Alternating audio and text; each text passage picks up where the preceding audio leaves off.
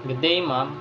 This is a Group 7 video presentation of our report.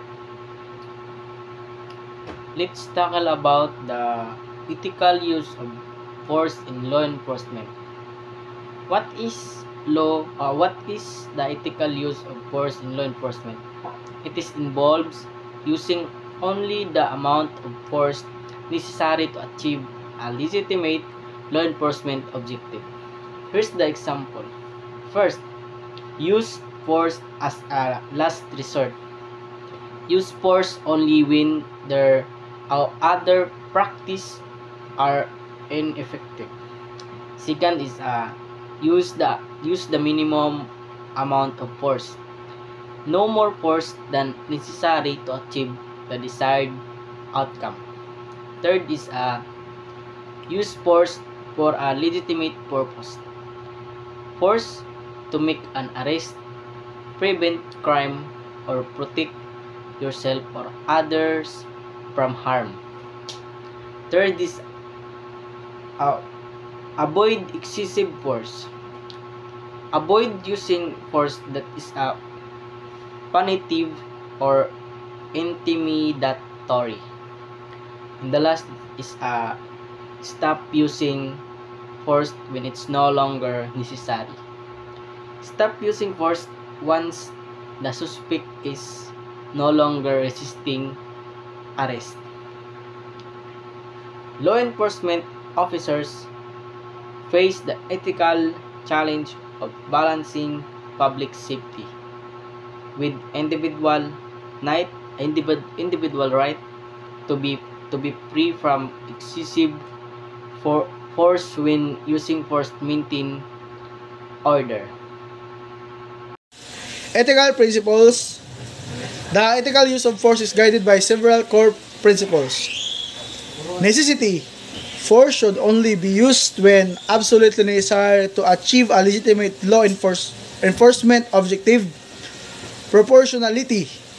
The level of force used should be proportionate to the threat posed by the individual and the circumstances.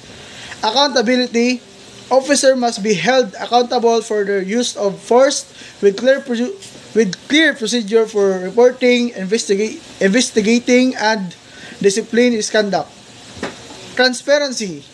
The public should have access into information about the use of force, including policies, procedures, and data on incident. Challenges and dilemmas. Subjectivity. The perception of traits varies significantly between officers and individuals. This lead to potential basis of inconsistencies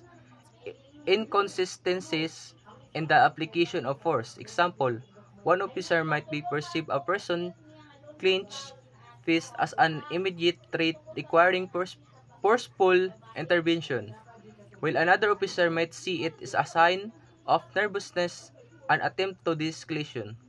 A civilian might interpret the same clinch priest as a simplify a defensive posture. De-escalation. While the escalation techniques are crucial for minimizing the use of force, they can be challenging in high-stress situations. Example, an individual experiencing a mental crisis might react unpredictable. While the while the in, while the escalation is ideal, the officer's safety and the safety of other might be necessitate a different approach. Training and equipment. Inadequate training and outdated equipment and the ability of excessive force option contribute to misuse of force. Example, officer not properly trained in the use of tasers might use excessive force, leading to intended injuries. Officer not properly trained in the use of tasers might use excessive force, leading to unintended injuries. Outdated equipment such as malfunctioning body cameras can hinder accountability and create distrust. The ability of high-powered weapons might encourage their use, even even you even when less lethal option would suffice. Community trust. The public trust in law enforcement is essential for effective policing. Incidents of excessive force can erode distrust and create tension between communities and officers.